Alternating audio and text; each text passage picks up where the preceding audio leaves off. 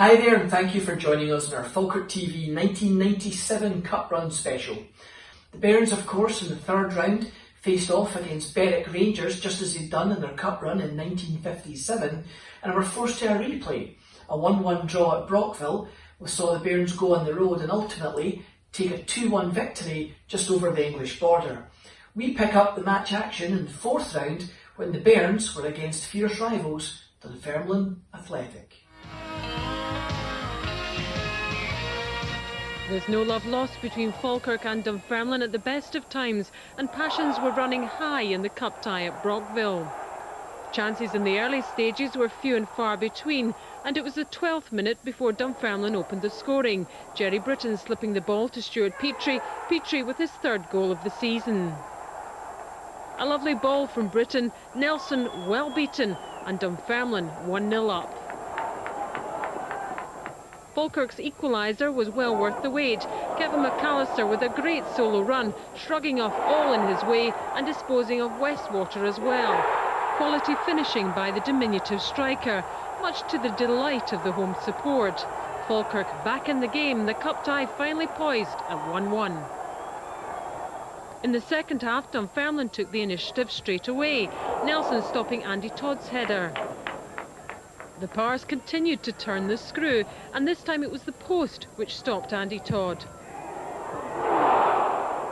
Dunfermline could have edged ahead minutes later. The long ball from Colin Miller, great control from Andy Smith, and what a save by Nelson. The Falkirk stopper keeping his side in the cup. The defence were having a busy time of it. Fortunately for them, Craig Robertson's volley was well over. The home fans were getting restless, but they were soon cheered up as Falkirk made the breakthrough. Jamie McGowan well up for the corner, David Hagan in space and driving low into the corner. Could Falkirk be heading for a place in the last 8? Former Dunfermline player Kenny Ward with the corner, a timely header from McGowan, and Hagan skillfully makes it 2-1 Falkirk. But could the First Division side hold out as Dunfermline desperately tried to get themselves back into the match? This effort, though, was going nowhere. In fact, it was Falkirk who might have gone even further ahead 7 minutes from time. Kenny Ward again the provider, and Scott Crabb not far away with this one. It was a nervy last few minutes. Dunfermline just couldn't find a way through a packed Falkirk defence. It just wasn't going to be their day. In the final chance of the match, Colin Miller sweeps the ball into the box. But again it fails to find the target, thwarted by another fine save from Nelson. So Falkirk claim a memorable Scottish Cup scalp. At last the Brockville fans have something to shout about. We knew it would be a tremendous atmosphere today, you know, a great rival between Falkirk and Dunfermline, but I was very proud of the players. You know, we changed our system today, they adapted very, very well. Pleased for them and pleased for the fans. They encouraged them right from the start, and we've had a lean spell here, so hopefully that victory today will give the players a lot of confidence. Well, a keenly contested match that one, but of course a win against Dunfermline is always a good thing with the rivalry the two teams have.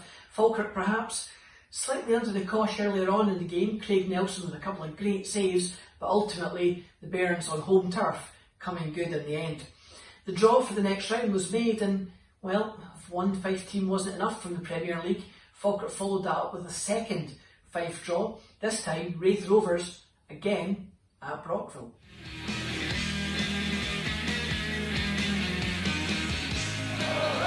They knocked out Dunfermline in the last round, and Falkirk fancied themselves for another cup upset. Danny Lennon of Raith Rovers managed to get in the way of David Hagan's close-range header after just 7 minutes. And the Falkirk fans were further encouraged as Raith defender Andy Millen got the ball from Scott Thompson, lost his footing and let in winger Kenny Ward for a shot which was deflected just off target. The home team were supposed to be the underdogs, but that's not the way the game turned out. Former Rangers and Hearts man David Hagan tore down the touchline. His cross was headed against the crossbar by Scott Crabb. Kevin McAllister's shot on the rebound was charged down. The worried faces of Jimmy Nicholl and Ian Munro on the Rovers bench. But their team did begin to attack the Falkirk defence. Good skill from Danny Lennon. a miscue from Andy Gray, and David Craig's shot wasn't what Raith were looking for. For Falkirk, enters stage right Andy Gray with the long throw, and a header from Kevin James found its way past Thompson, 1-0. Albert Craig played conman and claimed it, but the goal really belonged to defender James. Not that these fans were really bothered. Craig's part in the goal was getting in the keeper's way, and the ball bounced in. On loan, Soren Anderson would love to have given a goal as a parting gift to the Raith fans, but Craig Nelson blocked his shot and Neil Oliver cleared. From the resulting Kevin Twaddle corner, Craig's header was well stopped by Nelson, and sub Mark McGraw knocked it off the line. The danger wasn't completely over, and Anderson had another go at putting Raith back in the game. Hagan had a run in the sun and showed his tremendous pace. He linked up with Scott Crabb, who set up Jamie McGowan. His shot had Thompson worried. Rovers were getting desperate, and a combination of sub Paul Harvey, Peter Duffield and a deft chip from Andy Millen opened the way for a chance for another sub, Tony Rougier. Agonisingly for them, it was wide of goal. This one wasn't. McGraw supplied Crabb. Good skill from him. He fed fans' favourite McAllister, who teased Millen before sending over the perfect far post cross. It wasn't defended too well, and Hagan climbed highest to head home. 2-0 Falkirk with 9 minutes left. The players seemed pleased, and no way back for Raith Rovers. That was how it finished, and the Brockville team through to the semi-finals for the first time in 40 years. Alec, I'm told that the last time Falkirk won the cup, they beat Raith and Berwick on the way. That's right, Rob, because I never missed a round. I was at all the games, you know, in 1957. I was only a kid then, but it was absolutely magnificent, you know, very, very exciting. As long as I live, I'll never forget it. It was great. If we could emulate that, it would be tremendous, but I say we'll just take each hurdle as it comes along. You must be delighted. Another Fife scalp, another Premier scalp today. It doesn't matter who we beat, really, you know. I like to win every game, but I say we've done very well against Dunfermline, and the same today. Raith are a Premier League side, so, but I don't think any club likes to come to Falkirk, to Brockville, because obviously the great atmosphere here and the fans again today were magnificent. Andy, you've enjoyed English Cup glory. The Scottish version's going well for you as well? Yeah, today went brilliant for us, and everyone's like looking forward to the next round. Who are you fancying for the semis? Well, to be quite honest with you, I mean, if you're going to go out in a semi-final shootout, I'd rather go against Celtic, because to me that would be the final. If we like draw them in the semis, to me that would be the final, regardless of whatever the score would be. Well, Falkirk continued their momentum, and of course that just meant the all-important draw for the semi-final.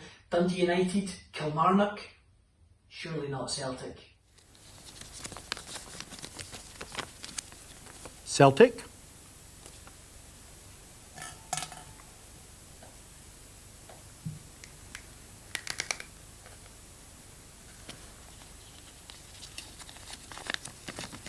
Will play Falkirk, and that completes the draw for the semi-final of the 10th Scottish Cup. Falkirk, captain of Falkirk, facing Celtic now in the semi-finals.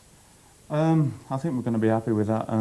It's going to be the biggest game in Falkirk's history for a while. You know, they've been long-suffering fans. We're going to try and give them something to shout about now. You know. Do you think you can give Celtic a game? I think we will. We're with every game this season, we're growing in confidence. We're playing a lot better now. So the new managers come in and we're playing some good stuff, and hopefully we can give them a good game. So Alec Totten giving the club a real lift. Yeah, he's given us quite a good boost. A few new players he's brought into the club have given us a boost, and we're playing quite well. Okay. Well, Andy Gray did indeed get his wish there, and of course it was Celtic that the Bairns came out the hat against, and a trip to Ibrox awaited. Guys like Andreas Thom, Giorgi Cadetti, Paolo Di Canio, and new £2+ million signing Tommy Johnson would face off against the Bairns. Johnson's sum alone more than the entire Falkirk squad would get in the transfer market at that time. Well, could Falkirk pull off a shock? Let's find out.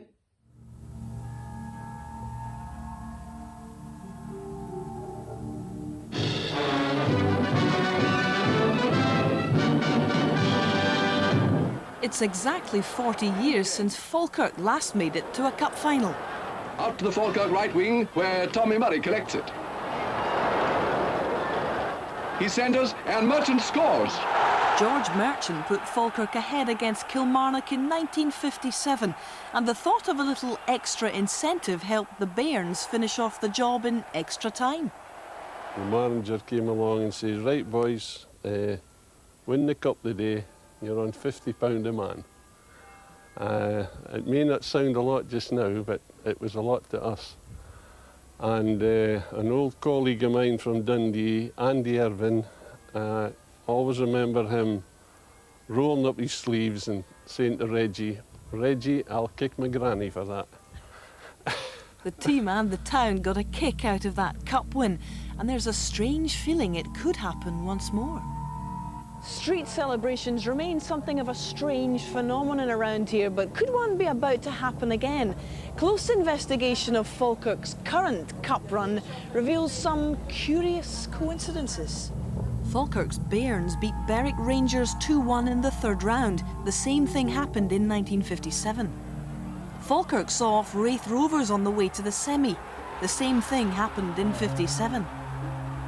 And an 11-year-old Falkirk fan named Alec Totten, who was there in 57, is now the manager. He's aiming to take the Bairns back to their first final since the one he watched against Kilmarnock, ironically the team which recently sacked him. We like to emulate, you know, what happened in 1957, and there's a great desire amongst the players. They want to do well because the thing is, we're in the semi-final in merit. You know, if you ask the respective managers of Berwick and Dunfermline, Raith Rovers who we beat, they would say we deserve to be in the semi-final. But people say, oh, you go and enjoy your day. But as far as I'm concerned, you only enjoy it when you win. And we're going there to win on Saturday. We want to clear that hurdle and get to the final. And we know it's going to be a tough game, a hard game, because Celtic's a lot of class, quality players. But at the same time, Falkirk's going well, playing with a lot of confidence. Confident they are. The last remaining First Division side in the competition has lost only 2 of its last 14 games, and Falkirk well remember what it's like to put Celtic out of the cup. They did that 4 years ago.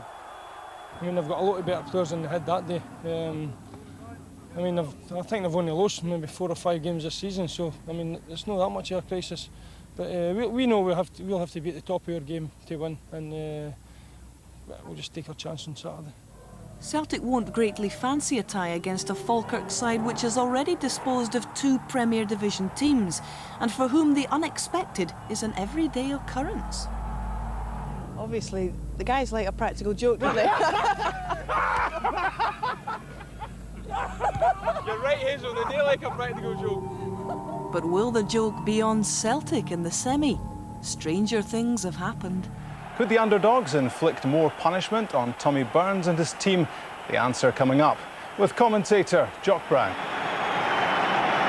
That Celtic lineup provides confirmation of the fact that Paul McStay has failed the fitness test, but the bigger shock is the relegation of Jackie McNamara to the bench to make way for Enrico Annoni. No starting places either for Simon Donnelly or Brian McLaughlin, but Andreas Thom returns and David Hanna wears McStay's number 8. Tommy Johnson starts his first match for his new club following his £2.4 million transfer from Aston Villa a couple of weeks ago. 26 years old, he's equally comfortable in an attacking midfield role or as striker, so he offers manager Tommy Barnes various tactical options. There's lots of experience in that Falkirk team, but also some very promising youth in the 6'7" frame of 21-year-old Kevin James in central defence, and 19-year-old left-back Andy Seaton, who will be the youngest player on the field. Scott Crabb has been in 2 losing semi-final teams for Hearts. Andy Gray, though, was more successful in the FA Cup, where he played for Crystal Palace against Manchester United in the 1990 Wembley final.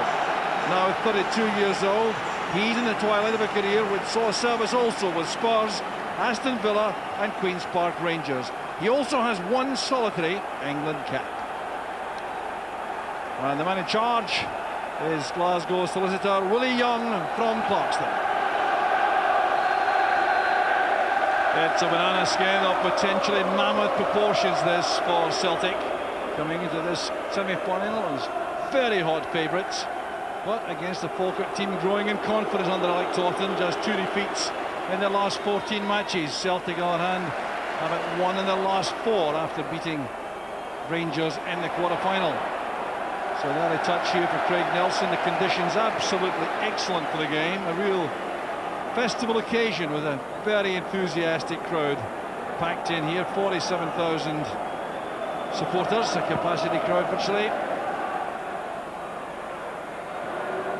Real international lineup this for Celtic. And only the Italian playing into Johnson. Englishman back to the German Andy Tom. The clearance came from McGowan. And the usual fast start from Celtic. Fine play there by McAllister. And the recovery was made by Cadet. They're always willing to do that. Back checking on defenders in possession and forwards making breaks like McAllister.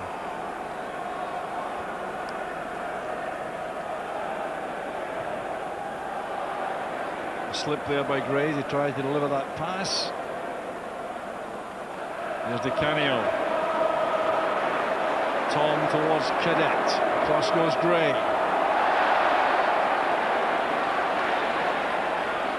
Strong play by Cadet.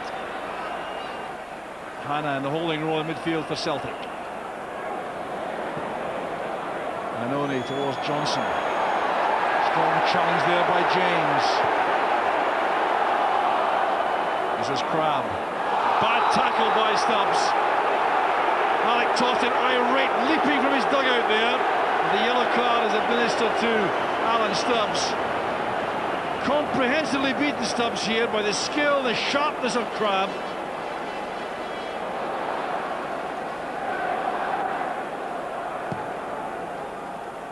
So booking after just 6 minutes for Stubbs. Causing a problem. There's McGrillen, beaten with the ball by Annoni. Great control shown there by McAllister. And the tackle came from Tosh McKinley. Good attacking play from Falkirk. First chance really to make any impression on the Celtic defence. Falkirk playing in their change strip, the red tops, because they prefer to do that. They have these checked blue and navy blue strips as their normal first choice, but they feel luckier in these ones and obtained authority. Kerr gets some help there. Kerr thought he was fouled. The referee wasn't interested. Di Canio breaks. Still Di Canio coming a long way forward. That's for Cadet, who's onside. Johnson waits in the middle. Tom is there too. Fine defending by Oliver.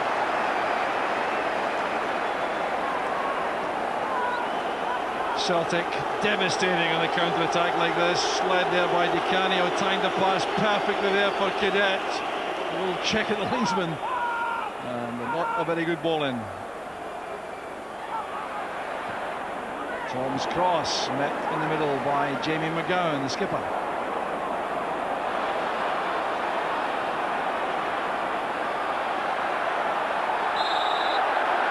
Battle going on there involving Scott McKenzie and Phil O'Donnell. The result is a free kick to Celtic. Annoni has joined Stubbs in the area. Annoni challenging well for that. Under pressure all the way though, couldn't get a clear header on the ball. Good out swinging free kick that, to be attacked by Celtic. Cadet in fact is head to that. Three of them in a queue for the ball. Stubbs turns it out. Still finding it very difficult to settle in the Scottish game, Alan Stubbs. Andy Gray lining up a long throw. Kevin James has gone forward to the corner of the penalty area. Menace of James is clear. Good goalkeeping by Kerr. Now McGrillen on the turn. It's turned in by Crabb. It's offside, it won't count.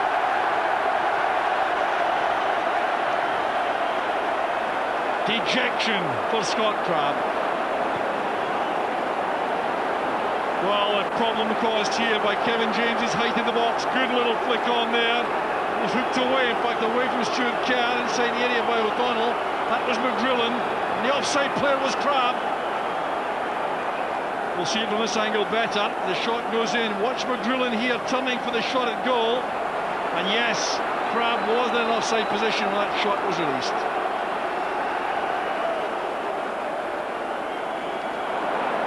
Scott McKenzie Real workhorse in midfield. Very important role to be up and down in that area. Oliver to McGowan. It's a very neat turn.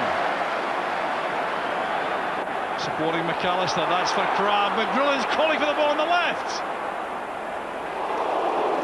Very clever effort there by Crabb, but he had Paul McGrillen in acres of space on the left-hand side. Look at the space there for McGrillen. Now, Crabb only one thought in mind to try to chip the goalkeeper. It's a very good attempt to do that, but surely he could have played McGrillen in there.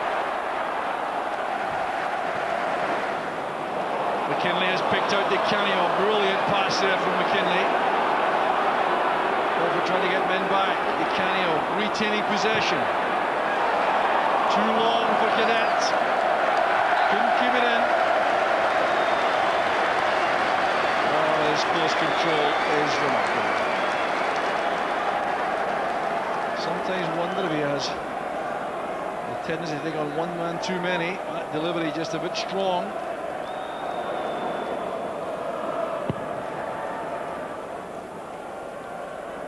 Hagan did well there against Annoni, and Falkirk have the throw. He's positioned on the touchline all the time for these kickouts from Craig Nelson. He uses aerial power. Andy Gray again will take the throw, and Kevin James has made his way forward again. It's a very dangerous attacking ploy, this, utilised by Falkirk.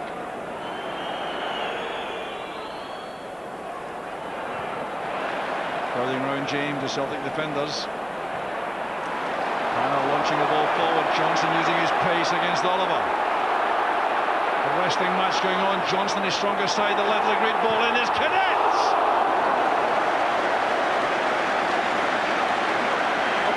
From Cadet for Johnson, and it's richly deserved.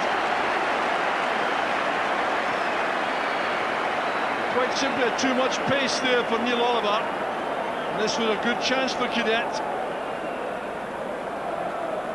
Well, the battling going on there on the run, but Johnson was quicker all the way on that strong left side, delivering a perfect ball there for Cadet. Good early impression from Tommy Johnson. Andy Gray. He's loved every second of this, Alec Totten. And his team has done him proud so far. Celtic quickly on the move again.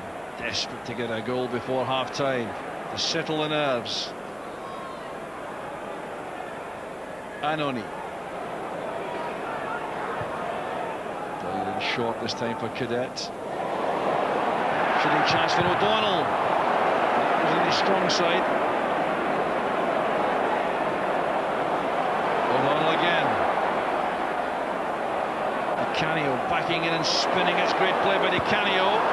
Covered away again by Oliver. Good play by O'Donnell. This is McKinley. Once again, Oliver at the end of the cross. There he goes again. Tower of strength in defence, Neil Oliver. All Celtic, but they can't find a way through.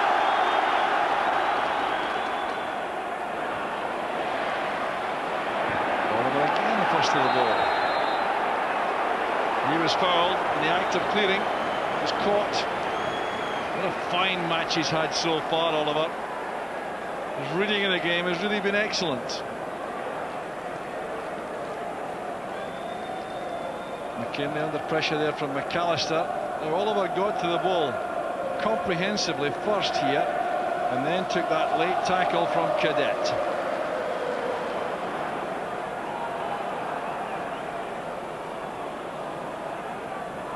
Di Canio starting to move deeper and deeper.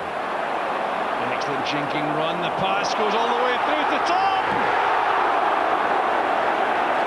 Relief for Andy Gray. It went right through his legs. What a relief for the Englishman.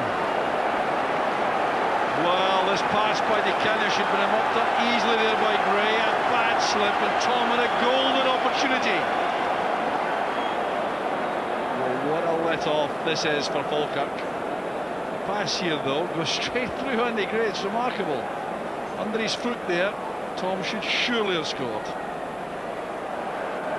Peter Grant, Paul McStay, Malky Mackay. In the director's box with Gordon Marshall and Morton Weghorst. An expensive array of talent there. Seaton doing well there against Annoni. Clear foul by McGrillen on Cadet. So a late opportunity here in the first half for Celtic. We're into stoppage time now. Di Canio is onside. Still Di Canio. The header by Cadet. The ball reached him, coming much too quickly, I think. Couldn't expect to control this. Well, just onside and no more there, Di Canio. And now the trouble is on for Falkirk. Over on the far side was Cadet. The last chance. A fascinating first half in which Falkirk surely have taken the honours defensively. Some very stout work they've done, and they've also found the net in the first half, although the goal was chopped off, scored by Scott Kraft early on. Certainly he was offside, but what a boost to the confidence that gave Falkirk. They battled heroically throughout that first half. Falkirk fans enjoying the experience to the full, and very few clear-cut chances going to Celtic. At half-time, it's Celtic 0, Falkirk 0. Celtic Chief Executive Fergus McCann looks very relaxed as the second half's about to get underway. Fourth official spotted the number 18 in the back of Hannah, and that's been resolved now for the start of the second half. So Falkirk get us away for the second half. Celtic certainly knew before this match that it wouldn't be easy, but I wonder if they appreciated just how tough it might become. With Falkirk really fired up for the occasion and very well organised. Underneath that, rather, Stubbs made no mistake. That looked like a clear push by Tom on Seaton. Alec Jordan waving Kevin James towards the penalty box for Falkirk. That's good defending by Stubbs. He's taken a knock in that challenge with James. He's on the ground, Alan Stubbs.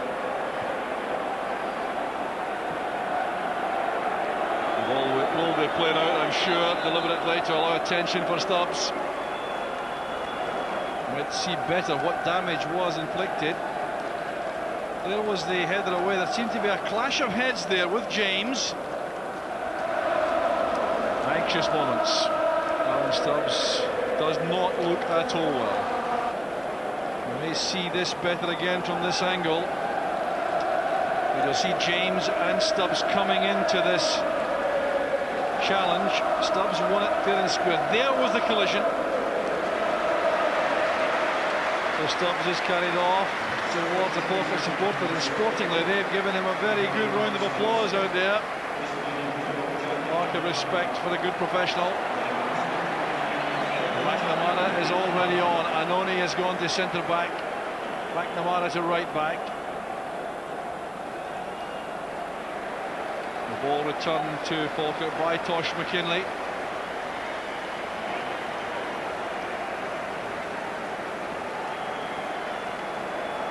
Never a pleasant sight.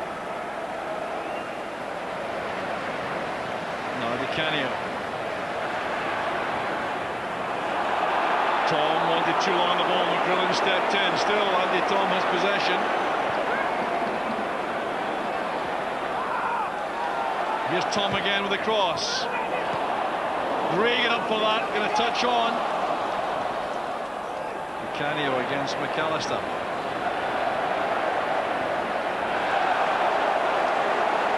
It's Falkirk's throw.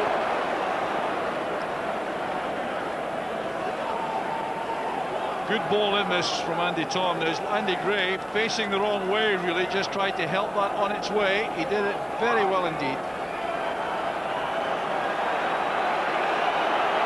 Attendance confirmed at 45,261.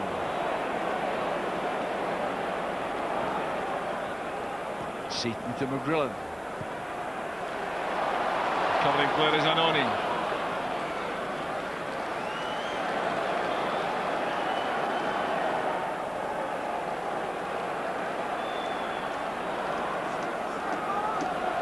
McKinley sprinting forward on the left touchline.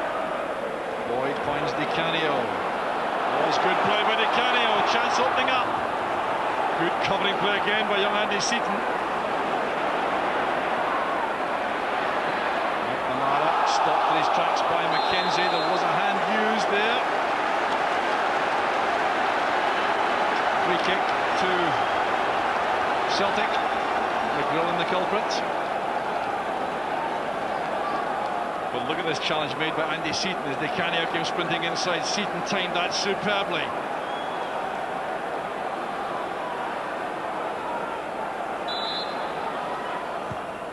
Di Canio's free kick. McGowan was there again for Falkirk. They've defended the aerial threat extremely well so far.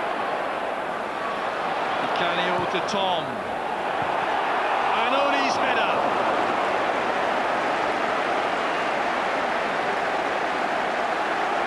Frustration there for the Italian.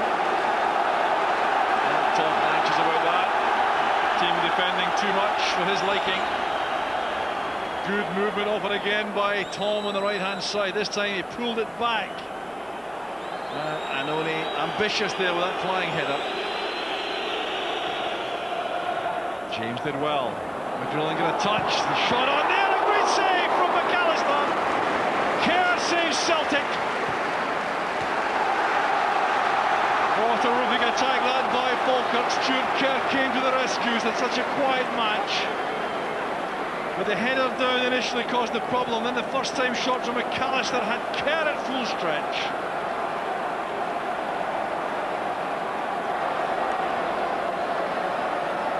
More encouragement for Falkirk. This is Andy Gray with a long throw. Much too close to Kerr though. Another wasted opportunity.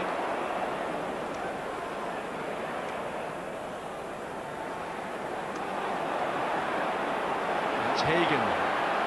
McGrillen. Coming straight into Anoni.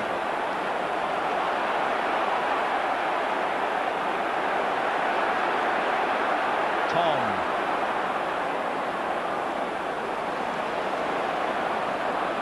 O'Donnell. Di Canio switched to the Celtic right. It's great wing play. Chance now for Cadets. Came off McGowan. Well, Di Canio again opening up Falkirk with his wing play, this time on the right-hand side. Brilliant play and a superb pullback there for Cadet. Was going in, I think, but for McGowan. Cadet up so well again. Cleared by Seaton.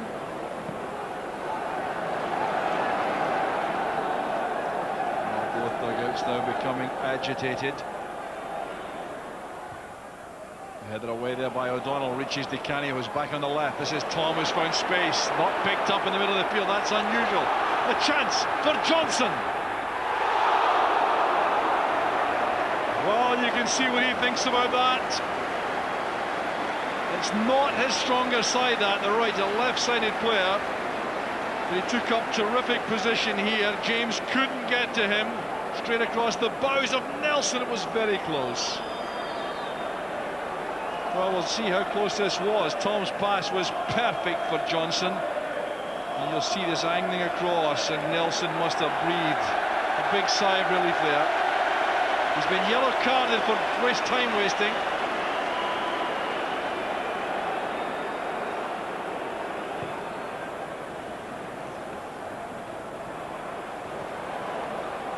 And the header from Anoni gives the throw to Falkirk.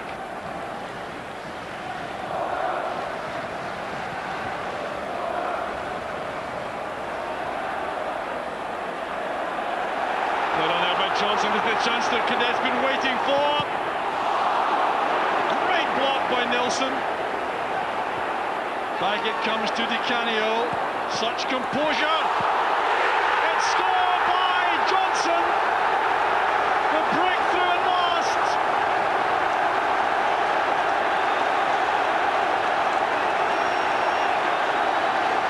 "65 minutes of the semi-final gone. Heroics from Craig Nelson, couldn't keep Celtic out. Cadet at the first opportunity, brilliantly saved there by Nelson. But then there was great play by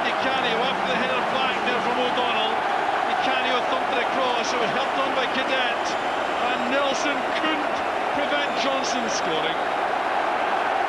Well, a series of opportunities here.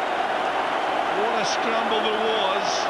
It broke kindly for Celtic there to O'Donnell. That's a good header.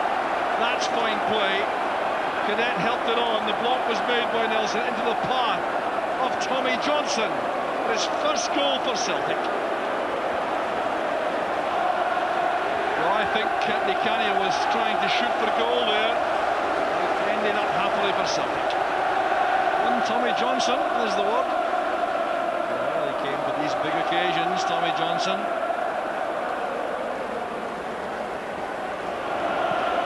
The major pressure is off. McKinley has done well on the run. Now McKinley is being booked for a dive. There certainly appeared to be no impact at all on Tosh McKinley, but it is very unlike him to go down like that. Well, you'll see here whether any contact was made. He saw the gap to go through. Perhaps didn't have any real belief that he'd make it, and he wasn't caught. The referee was very well positioned. He has worked so hard. He is off. Bellner goes into the attack. Albert Craig goes into midfield. It looks as though Falkirk are leaving Kevin James upfield. Gone to a flat back four for the closing stages. McAllister's in trouble. He's going to be booked, I think.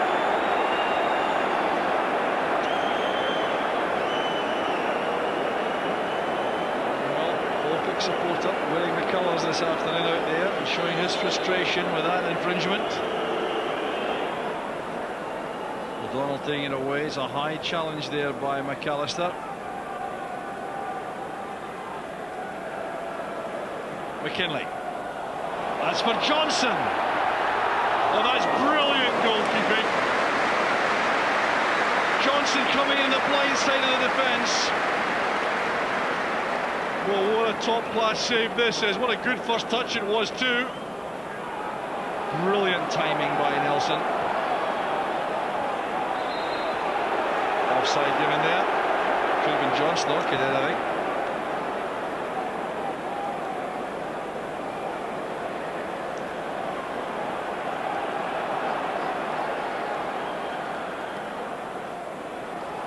McGowan now breaking on the right-hand side. James in the middle for this, and he is! He's equalised for Falkirk! The change in tactics has paid off. Kevin James with just his fourth goal for Falkirk. The cross from Jamie McGowan. Kerr was caught flat-footed. It was bulleted home by James, and suddenly Falkirk are back in the cup. Fine cross, not great goalkeeping, it has to be said, by Kerr, but what a good header it is by Kevin James. Bulleted home there, a powerful figure attacking the ball so well. All the worthwhile that moment there as Kevin James headed home. Ball's out of play, and an insignificant change made by Falkirk. They've reverted to their original formation now that they've equalised. So James is back at centre half. A little spell at centre forward brought the equaliser. Head on by McNamara. The layoff came from Di Canio. McGrillen backtracking with McNamara. With a slackness there by McGrillen. The wrestling game there with McNamara. Looks like a corner kick's been given.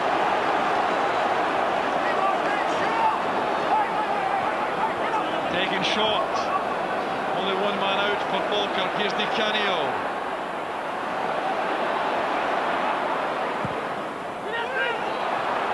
Header on, reaches Cadet. Couldn't control it. Desperation in the Falkirk defence. Another good ball. It's thumped away this time by McGrillen. Falkirk staying around the penalty box, not following the ball out. Staying on the ropes here, hanging on grimly as Celtic come forward again. This is O'Donnell. Chance for Anodi. of Cadet as a goal kick. Disappointment for Enrico Annoni again. One good header out of the half, past the post. And this was set up by O'Donnell. Blocked there off Gray and then Cadet.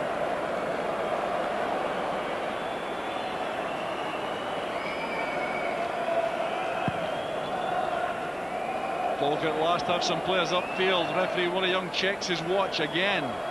There was a lot of injury time though for Alan Stubbs particularly. That's why the game is going on so long. But it's going on no further. Falkirk have earned the replay. A dramatic match here at Ibrox. The Tennent Scottish Cup semi-final. Honours end even. It looked as though Celtic were home and dry when Tommy Johnson scored in 65 minutes. Then he brought out the best save of the match from Craig Nelson. And then, just a few minutes after that, Kevin James bulleted home, equalised with his head after 82 minutes. And Falkirk's determination and resilience has been rewarded with a replay. Their supporters stand to give them an ovation. The Falkirk players go to take the applause. It's richly deserved. And for Celtic, it's bitter disappointment. They'll have to do this all over again in 10 days' time. But for Falkirk, they savour the moment. They're the heroes of the afternoon. And their supporters receive them with such appreciation. The final score, Celtic 1, Falkirk 1. Well, it feels as if it's been snatched away. That's just something we have to put up with. We've got to take it in the chin. Just get ready to come again a week Wednesday. There was a suggestion before the game, you didn't get the game wrapped up early on, the crowd might show some lack of patience. How did you feel about that side of things? No, I think the support know that we need them at this moment in time, and I think that was proved today. I felt that they were quite outstanding today, marvellous. And I think that helps the players, because the players are then able to pass the ball about and play the game the way it should be played, and that's pass it and wait to get an opportunity and try and create chances, as we did in the game today. You got a debut goal, full debut goal from Tommy Johnson. What do you think of his overall contribution? Yeah, very pleased. The fact that he's not played regularly for maybe 3 or 4 months, he's still got a wee bit to go on the fitness side, especially for our club. But I felt he showed enough in the game to let us see that he's going to be a very good acquisition for us. You've expressed yourself quite plainly in recent days about all the speculation surrounding the whole situation here at the end of the season. This kind of result, do you think this causes any kind of difficulty in the dressing room generally? No, I don't think so. I mean, I think to be fair to the players, I mean, I think they go and you're judging how they play. I think today they've went about their business the right way, obviously without scoring the goals, but I mean, they're not deliberately missing them. That's it. It's the infuriating thing, because we basically should have won the game. Our whole team doesn't cost as much as one of their good players, and when you looked at the team, it was frightening. You were just overawed for a while, and then you knew, when you get on the park, it's 11 men versus 11 men. What does that make you think about a replay? You think you've got a better chance now? Yeah, I think so. I think we know how they play now. It took us a while to get used to the pace. With us being in the first division, the pace was really fast to start off with, and I think the boys defended well, especially going in at half-time 0-0. We were really pleased. Tell me about your recollection of your goal. Well, the manager put me up front about 5 minutes before that, and I was wondering what he was doing. And the way we set out today, he was wanting Jamie McGowan to get wide right. And I think that's maybe the only cross he got in the game. It was a great cross, and we missed from there. Yeah, I enjoyed it, apart from the result, thought we played well. Falkirk had their plan, as soon as they lost the ball, they just got 11 men behind the ball. Fair play to them. We got the goal. We knew at half-time we just had to keep on going and get the goal. We got it, but unfortunately we gave one away. But at least we've got another chance now. And you almost got a second one. How close was that from your point of view? Yeah, it was a great ball from Tosh over the top. I took a touchdown, but to be fair to the keeper, I come rushing out, guessed right, and then he chucked it out and they've scored straight away, so it was a bit disappointing. Well, we prepared in a professional manner this week, and the players were up for it, and I thought today they did exceptionally well. We played well as a team, and but they firmly believed they could come here and get a result and get a win, and I think everyone saw that today. So all in all, everyone played their part, and we could have won the game with a couple of chances we had. There was the feeling that if you held out for the opening 20-25 minutes, then things would be really going to script for you. Was that what you felt beforehand? Yeah, well, Celtic and Rangers are always the same. They always come out of a fresh train, trying to nearly go and get their crowd behind them. I felt we weathered the storm. Defensively we played very, very well, And but the goal we scored, Jock, was magnificent. You know, it was a great cross with Jamie McGowan and big Kevin James. It was a tremendous header, and delighted for him, delighted for the team. I suppose you then had a big decision to take at that point, whether you reverted to Kevin James at centre half or left him up there looking for a winner. What was the thinking then? Well, the thing is, because Celtic scored, they changed their tactics, you know, so that's the reason we put him up, because obviously the threat at 6'7", is a threat in opposition box, and along with the boy Gerard Fellner, two tall guys, and so once he scored, we put him back again to try and tighten things up a wee bit, and felt we could maybe create another chance. But it's all in all, I thought it was a great performance by the team. The fans were magnificent as well. 9,000-10,000 turned up, so very, very pleased for them. Kevin James popping up with that crucial goal at the end there after Alex Totten decided to move him up front for the final stages of the game. Of course, that set up a vital replay, and of course, the one thing that was mentioned time and time again, you never get two bites at the Old Firm. Well, Falkirk had that second bite. Could they do it? The odds were against them, the bookies were against them, the public had written them off, but the Falkirk team and the spirit they had at that time carried them into the game on a high, believing that potentially anything was possible. For tonight's replay, Celtic stuck with the team which beat Aberdeen 3-0 on Sunday to end a run of 5 matches without a win. That meant fit again Tommy Johnson had to settle for a seat on the bench. Paul McStay was ruled out by injury and Paolo Di Canio was captain. Falkirk, bidding for their first Scottish Cup final in 40 years, named the same 14 who did so well last time at Ibrox. And since then, Cup hero Kevin James has been called up to the Scotland under-21 squad. The referee was Willie Young and the commentator Jock Brown. So it's Celtic who start this 10th Scottish Cup semi-final replay. And remember, the match must be settled tonight, whether it requires extra time and penalty kicks or not. There will be a winner by the end of the night. And Falkirk's display in the first match suggests that this could be very tight indeed. Kevin James making his first clearance in the match. Miserable overhead conditions, the rain cascading down. Has been doing so for some time, so the surface will be damp and difficult. The ball will be skidding over the surface very rapidly. There's Tosh McKinley's first cross. The ball skidding away there for the Falkirk throw. So it's established early on that Celtic are starting with Simon Donnelly as the striking partner for Georges Cadet. Paolo Di Canio starting the match wide on the left-hand side of a four-man midfield. Stubbs there and Tom Boyd in central defence. Falkirk tactics appear to be largely unaltered from the first match. 3 central defenders, Gray, Oliver and James. Wing-backs, McGowan and Seaton. 2 in the middle, Scott McKenzie and David Hagan, with Kevin McAllister, Paul McGrillen on the flanks and Scott Crabb up front. Hopeful one towards Crabb. Left alone there by Boyd, who gives Stuart Kerr some early involvement here. Passes the ball well, Kerr, the goalkeeper. Nothing else Seaton could do.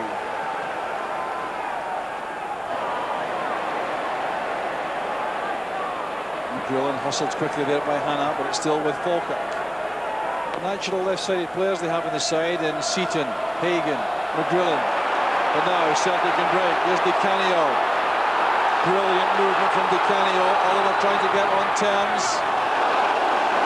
But neither a shot or a cross down from Di Canio. I think he was going for goal with that. And there was support coming in the far post. You can see that from this position. Di Canio leaving Oliver for dead there. All sorts of support coming inside him, but that was neither one thing nor the other.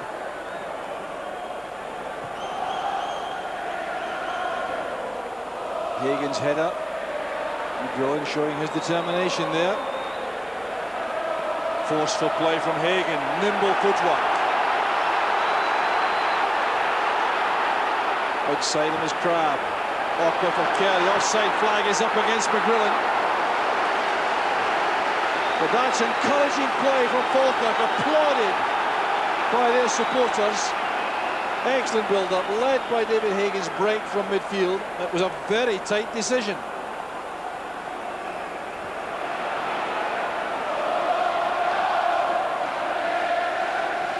Seaton with that cultured left foot comes forward. That's one for Crabb to chase. He can't outpace Boyd for that though. Good play there by Mackenzie. A shooting chance is on. Spilled by Kerr. That shows how difficult conditions are. What good play it was by Scott Mackenzie. Intercepting that ball as O'Donnell waited. It was difficult for Kerr. McNamara again. Trying to take on Seaton. That's good play by McNamara. And a good run made by O'Donnell, trying to get across the bows of Mackenzie for the shot. This is good play by McNamara. Seaton didn't make life easy here at all, but that little shimmy made all the difference. Mackenzie did just enough to put O'Donnell off.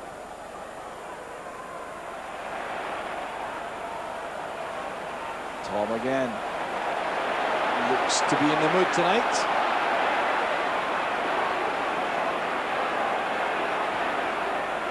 Kenny was just onside. Good deep cross. Here's Simon Donnelly. He allowed the angle to close on him there. The first touch took him a little bit wide. Nelson protecting that near post.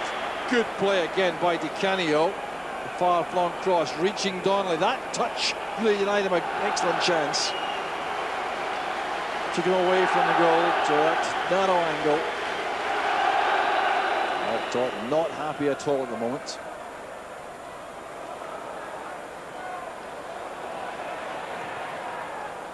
Offside against Crabb. The referee hasn't spotted the assistant referee. As Falkirk now come forward. McGrillen couldn't get that towards Hagan, but here's space now on the right-hand side for Falkirk. McGowan supporting on the back. Delivery is good. There's Hagan. Now McGrillen. He scored! Falkirk take the lead. 19 minutes of the first half gone. And Falkirk celebrates. It was fine play, but look at the space for Hagan here. Now he played this back on the volley. The chance was another one. It's a great, intelligent, looping header from McGrillen, leaving Kerr totally helpless. But just look at the defending here. Tommy Burns will be furious, I'm sure. But that was a great bit of finishing by McGrillen. Well, look at this from the reverse angle in a moment, but look at the reaction there on the Falkirk bench. Alec Taunton, of all people, staying very quiet. McGowan's cross getting all the way over there to Hagan, who won that ahead of Tom, who didn't defend well. A lucky bounce there, but what a good header it is. Di Canio plays it short. This is McNamara changing the angle for the cross. The importance of James clear once again. Snatched shot by Donnelly. Very interesting that when you could see the ball coming in from McNamara. Craig Nelson started to come, then spotted Kevin James there and changed his mind. But as the ball was headed down there, it was a half chance for Simon Donnelly.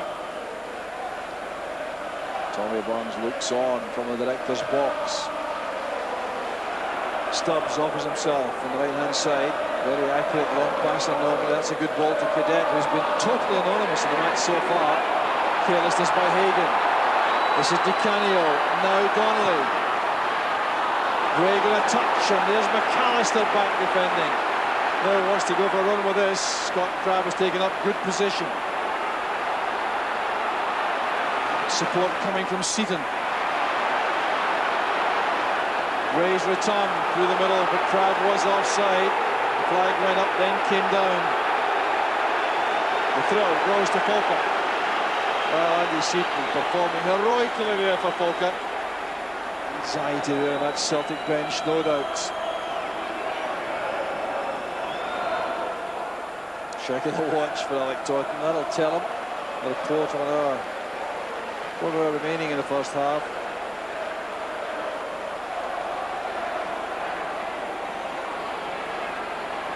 Tom coming in off the left, picking out Donnelly. On the right foot there on McKinley, which meant an instant cross wasn't going to come. Back now with Simon Donnelly. And a very fine effort from long range by Tom Boyd. Well, by no means a prolific goal scorer. He's scored this season, and apart from that goal for Scotland against Estonia, and that appeared to be covered by Nelson. This is a look at the same incident from a different angle, the reverse angle. Still shows the ball rising over the crossbar. Stubbs was up well. That's Di Canio to Hannah. Off goes Donnelly again, making some very intelligent runs now. Back it comes to Di Canio. Promising here for Celtic. The deflection across the face of goal. Turned away by McGowan. He seemed to get enough ankle there on the goal line. He did just enough though to save the day with Falkirk.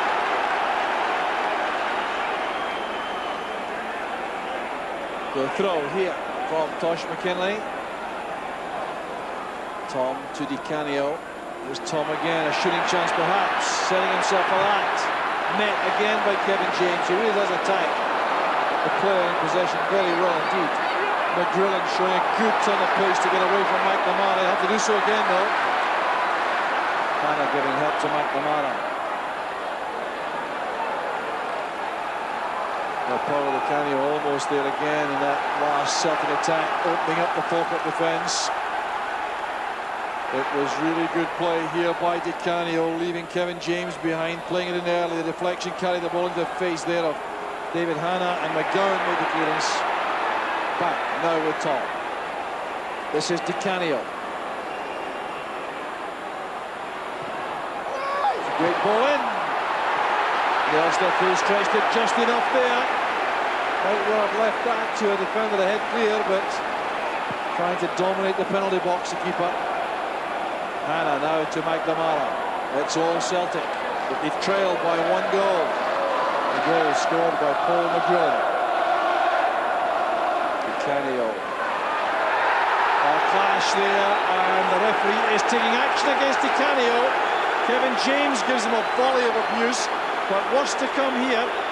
Because the return pass from Andy Tom, and there was the wrestling match, and Di Canio in a big hurry there to go down. Too big a hurry as far as the referee's concerned. It's a yellow card for Di Canio, and if he talks any more, it could be worse.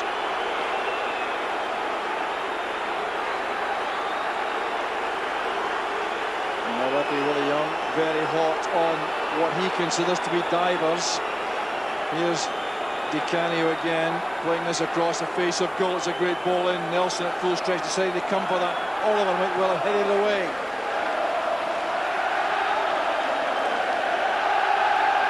James with a header.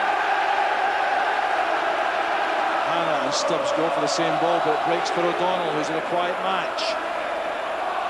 Careless one there, allowing McAllister to take over. McGowan breaks on the right. This is Crabb with a super layoff. McGowan now charging forward, 1-on-1 with Stubbs. Still McGowan. Terrific play again from Falkirk. Jamie McGowan applauded there by the Falkirk fans for this terrific run. But look at the contribution made by Scott Crabb. What a great layoff it was. An intelligent piece of forward play. And McGowan coming on here to take on Stubbs, looking for a shooting chance.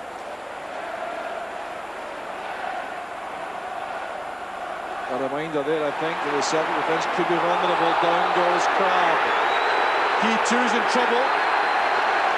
Andy Tom applauds the referee's decision. It's a booking for Scott Crabb for diving. He's not a happy man. Alec Totten determined, I'm sure, that his team should go at half-time in front. McNamara. No offside, the ball's retrieved here by Cadet. Falkirk let him run. That's bad defending. Here's the chance. Very slack play there from Falkirk in defence. Alan Stubbs had the chance with a header. Look at the time Cadet had to turn, send over this good out-swinging cross for Stubbs with a header. Well, I think Falkirk may well have made it to the interval in front. Alec Tourton, desperate to see that happen. Indeed, it is half-time. Alec Tourton makes the dressing room to work very hard indeed. Paul McGrillen has provided a scoreline which will reverberate around the country. The half-time score provided by this goal scored by Falkirk in 19 minutes. Jamie McGowan, who set up the equaliser in the first match, sends over an excellent cross. Hagan tried to play the ball back in, got a lucky break there, but Paul McGrillen knew exactly what he was doing as he put Falkirk ahead. So the Falkirk supporters celebrate a half-time score, which is Celtic 0, Falkirk 1. So the Falkirk players receiving a marvellous reception when they reappear for the second half. And little wonder there are no changes in either lineup. So 45 minutes separate Falkirk from a place in the Tennant Scottish Cup final. The first time in 40 years. And their opponents will be the same opponents as they had in 1957. Kilmarnock. David Hagan penalised there. Free kick goes to Celtic. The referee's having a word with Jackie McNamara, a stern word, and I suspect it's for his reaction to the foul.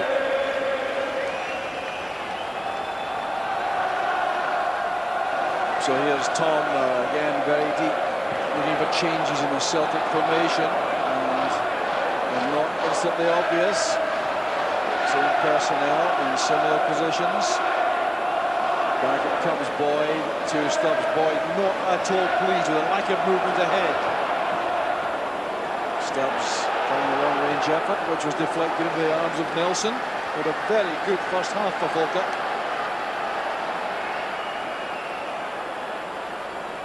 It's a very long way out that, isn't it? It came off the thigh of Kevin James. It really was easy for Nelson. Allowing Celtic to have the ball at the back and come forward, but the defence is pushed much further forward than it was. Good interception again by Gray. This is McAllister. Across goes Crabb once again. Scythed down by Stubbs. That's a clear foul. And he'll be yellow carded for that. I mean, he just took Crabb from the back. The yellow card is shown. He's very good at screening the ball, Scott Crabb. Expert at this. Holding it off. Clear foul. And the yellow card's been shown. Alec Tourton going across to check and damage and have words with Kevin McAllister.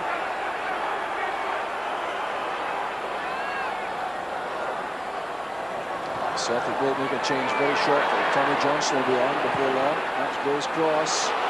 Chance on here. And it's off the post from Scott McKenzie.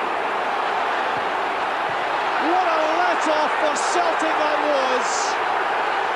McKenzie denied. With a thumping shot here. Gray's cross not adequately cleared. Fell into the path of Scott McKenzie. Look at the power of the shot. And Kerr was certainly beaten. This is Stubbs. What an amazing let-off. What a difference that might have made. A second goal for Falkirk at this stage.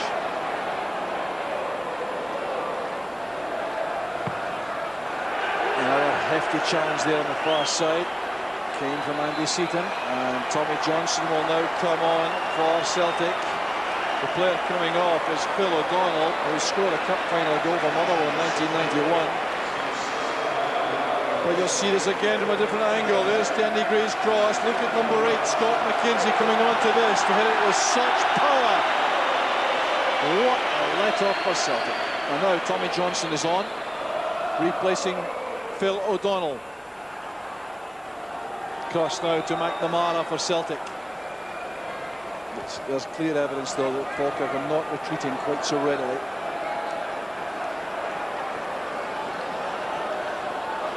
Canio comes inside. Johnson attempting with a tongue. Back now with Tom.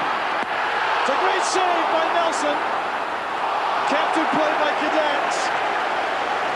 Well, that could turn out to be crucial before the night's out. What a good save it was by Craig Nelson. Andy Tom found the space at the edge of the penalty area here. That came through a ruck of players very quickly towards Nelson. 23 3 yards out, hit with a lot of power.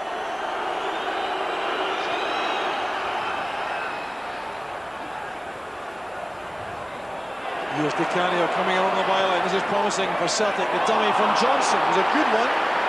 Entitled, I think, to expect support from behind. Now here's Hagan. Counter attack on. McAllister trying to come through the middle.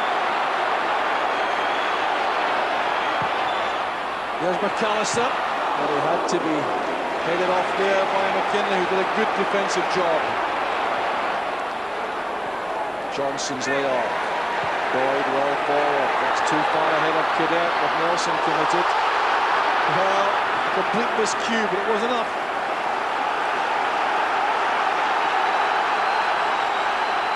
So there's a player getting treatment behind the goal line there for Falkirk. Well, a player down here, and the referee is not holding anything up here. It looks like Paul McGrillen, who's down there getting treatment, and he's the man who might have been McNamara playing this in. Clearance from Seaton. Falkirk continuing for the moment with 10. McGrillen is the player off the field.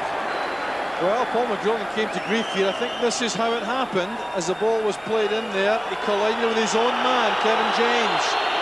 Well, no wonder he felt that. And it'll be Albert Craig who comes on. Very experienced player for these circumstances, a 35-year-old. Well, it doesn't look good for Paul McGrillen. He has hardly moved since he went down in that incident. He's the man who's given such joy to these Falkirk supporters with that goal in the first half. That's Paul McGrillen being taken up the tunnel in the stretcher as Di Canio attacks again.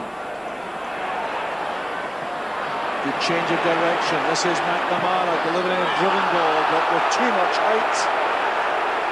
Another opportunity is wasted by Celtic, and the supporters are not happy. Well, time is the enemy for Billy Stark.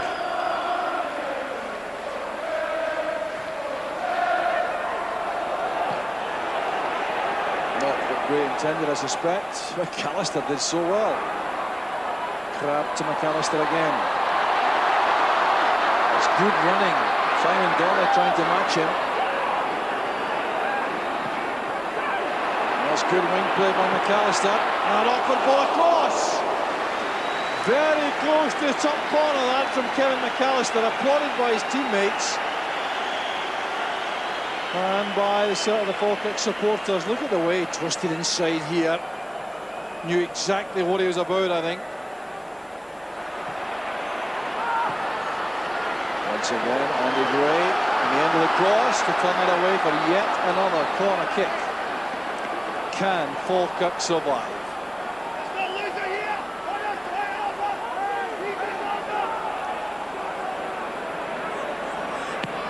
Di Canio's cross, Hannes header, and again a chance. Spun at the post by Donnelly. Number 8 is David Hanna, 9 is Donnelly. It's Hanna first with a head flick on. Straight to Donnelly. No, I don't reckon Simon Donnelly can believe this. It was a great chance by any standards.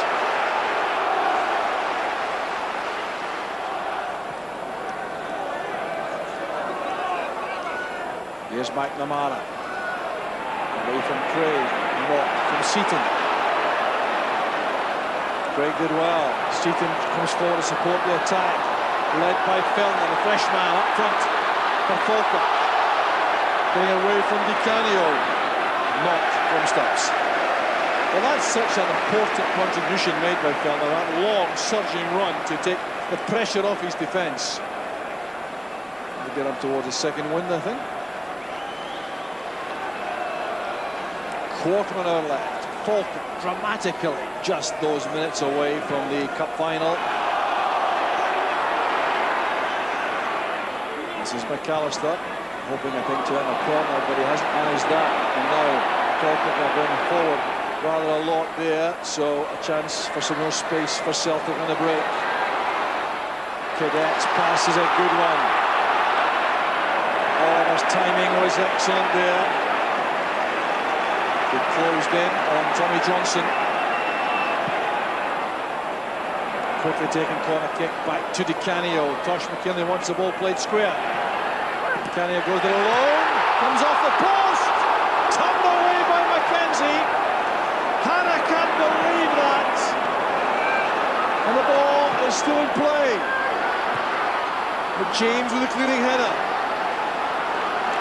Seaton thumping the ball forward. This is McAllister. Into space it goes for Fellner. What can he do all on his own here? It's Di Canio who's back with him. He needs to wait for help. He's got a chance to put it right towards McGowan. Well, that's a wasted effort there by Fellner. But he did again relieve the pressure.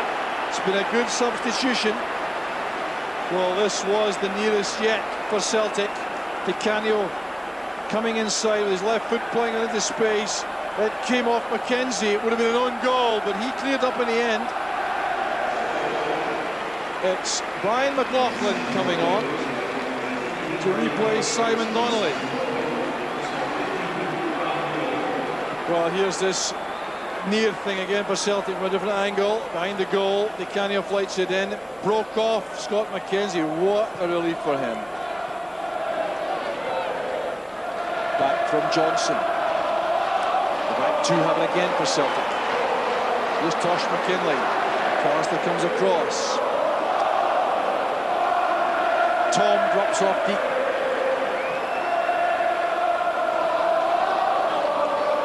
Di Canio away from Seaton. That's great play by Di Canio. Promising again for Celtic. And once again the cover was there inside the box. Andy Gray attacking that ball inside the 6-yard box.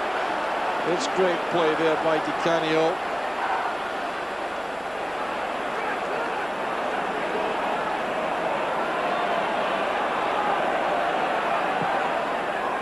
McKinley's corner. Gray attacks that.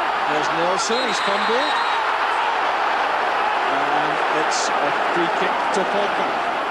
Celtic wanted a handball decision. Nelson in trouble here.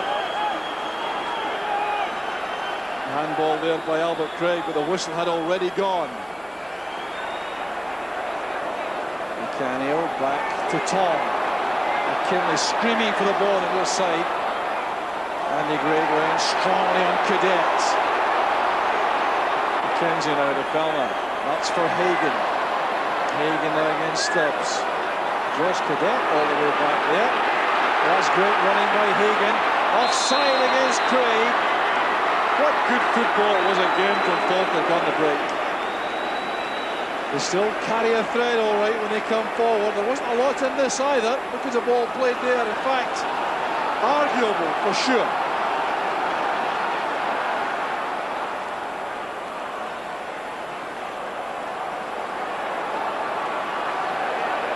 Well, important I think for Falkirk to make it clear they do carry a threat coming forward. That keeps Celtic alert and doesn't allow them just to throw everything forward, although there's so many men in attack now, you wonder how long Falkirk can survive. There's McNamara.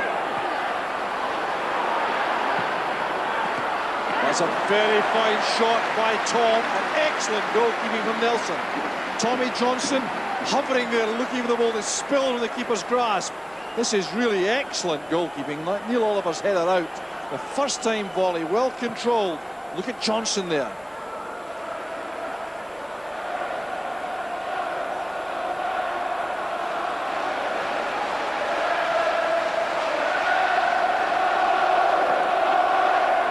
The pattern the same.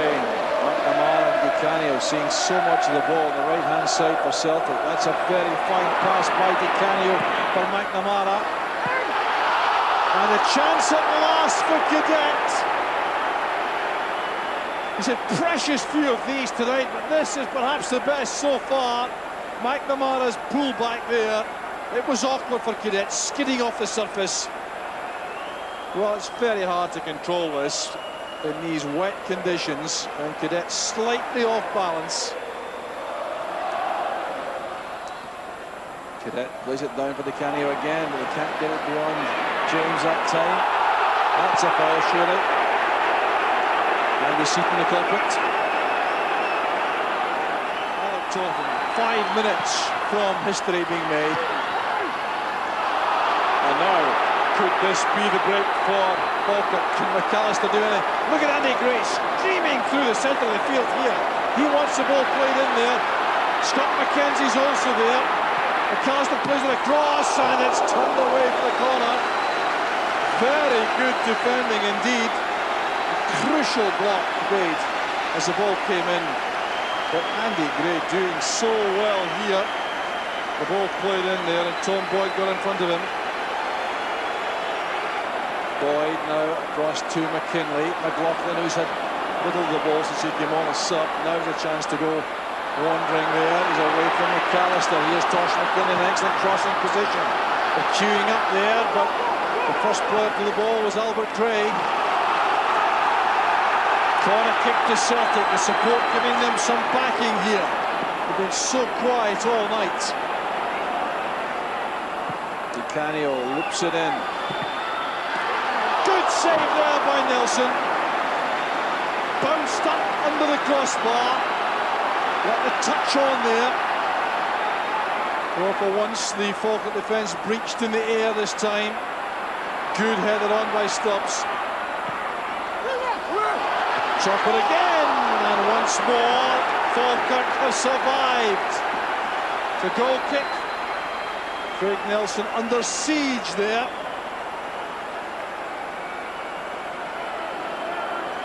It's a poor ball in. Held up by Craig, who's trying to prevent a corner. Seaton managed that. The clock around the stadium shows 94 at the moment. It's all over! Falkirk are in the cup final! Who would have believed that Alec Totten has led Falkirk to the cup final? It'll be Falkirk against Kilmarnock. A repeat of 1957. What an incredible performance by Falkirk. The boos you hear coming from the Celtic supporters were so distraught about this. But look at these scenes of joy among the Falkirk players. Andy Gray and Kevin James, undoubted heroes. They were heroes to a man in Falkirk jerseys, appreciated by these fans who made the journey again for the second time for the semi-final. Kevin McAllister, who came here from Hibs to join Alec Totten and join Falkirk again. You can see what it means to him. It's a Falkirk-Kilmarnock Cup final. The odds were so huge against that. Andy Gray will play in a Scottish Cup final, having played an FA Cup final. Alec Totten savours the moment. The handshakes with the officials. But what an incredible occasion. Craig Nelson, who was such a hero in goal, savours the moment with his teammates. The Falkirk supporters have not left the stadium. For Celtic, it's disconsolate players trooping off the field. The stage belongs to Falkirk for the most incredible semi-final performance. They took the lead in 19 minutes. They held it right to the very end with some desperate, although very well organised defending. They've shown heart, they've shown courage, determination, led by Alec Totten, and the celebrations will go long into the night, and Kevin James and his teammates will grace the cup final against Kilmarnock on the 24th of May. The amazing score from Ibrox. Celtic 0, Falkirk 1. All credit to the players. I mean, absolutely magnificent. With a great cup campaign, beating Dunfermline, beating Raith Rovers. And once we drew with Celtic the first game, people said, well, you don't get two bites of the cherry. But the players proved otherwise. Obviously, their backs to the wall a few times because Celtic, a lot of class players, quality players, but their lads run their socks off. And I'm absolutely delighted for them, delighted for our fans. Paul McGrillen scored so early. How are your fingernails at this stage? I haven't any left. It's just fantastic, I say, because they worked their socks off, and a tremendous result, you know. But pleased to see the fans going away with a smile on their face and back here again the 24th of May. It's tremendous, great for the club and good for Kilmarnock as well, so I think it should be an excellent final. Scott McKenzie could have tied it all up for you in the second half. What was your view of that one? Well, one or two chances. I mean, obviously Celtic a lot of corners as we expect they would have because of the quality they've got, you know. But I thought defensively we were excellent. We did very, very well. And I'm not just talking about the back four or back five. It was everyone played their part. So it was very much a team effort again. And but to come here and beat Celtic in a replay, I mean, it's absolutely magnificent. And you can't praise the players highly enough. I said before the game that we're here for one reason: to win the game. And we're back here again the 24th of May to win the game. So hopefully we can win the cup. Can you try and describe what is going to happen in the town of Falkirk now before the 24th of May? Oh, unbelievable. Same for Kilmarnock though. I mean, I'm delighted for Bobby Williamson. I mean, Bobby to go from me, and last night there were 7 players out of 11. I signed for Kilmarnock, you know, and they're a great bunch of lads, and Kilmarnock's a big club, a great club, but so is Falkirk, so I think it should be a fantastic final. Yeah, well, Celtic have got quality players, you know. The two fullbacks are their strength, they get it wide and they get good balls in. So we had to try and stop the two fullbacks getting forward. So, but they had a lot of possession, but we defended like deep and were able to go on the break. And I think the way we worked on that, I think, well, we think we deserve to win anyway. You've been at Falkirk, that was your first club. You've been full circle down to London all the way back. How does this rate in terms of your achievements in football, Kim? Well, I can honestly say, when that whistle went, I've never had a feeling in football like that before. I just feel absolutely tremendous, and I don't think I'll ever beat that. Even if we win the cup, I don't think that when that whistle went there, it was absolutely unbelievable. What's it like in that dressing room at the minute? Bedlam, I would imagine. No, lads have just had a cup of tea and that, and they're going to have an early night, so nah, absolutely. I think the lads can't believe it. It's not really sunk in yet, but it's, we're absolutely delighted. Well, that great win at Ibrox still to this day is one of my 2 favourite games as a Falkirk fan. That ball dropping over Stuart Kerr seemed to take an eternity to fall into the net, and the remainder of the game seemed to take years to pass. Falkirk, against all the odds, had pulled off a terrific result, somehow made it to the Scottish Cup final, disposing of not 1, not 2, but 3 Premier League teams on the way. Well, some great memories there and some great players too. Of course, a real enjoyable time in the Falkirk history, and certainly scary to think now, of course, it was over 20 years ago. I'd just like to say on behalf of everyone here at Falkirk TV, thank you for joining us. We appreciate life is very different at the moment, getting used to new normals and so many things that are challenging us in so many ways. We just want to say your support has been absolutely vital at the moment. Please keep that up. In the meantime, from myself and everyone at Falkirk TV and the club, stay safe and see you soon. McGowan now breaking on the right hand side. Robert James in the middle for this, and he is! He's equalised for Falkirk! The change in tactics has paid off! McGowan supporting in the back. Delivery's good, there's Hagan. Now McDrillan. He scored! Falkirk take the lead. 19 minutes of the first half gone. The clock around the stadium shows 94 at the moment. It's all over! Falkirk are in the cup final. Who would have believed that Alec Totten has led Falkirk to the cup final?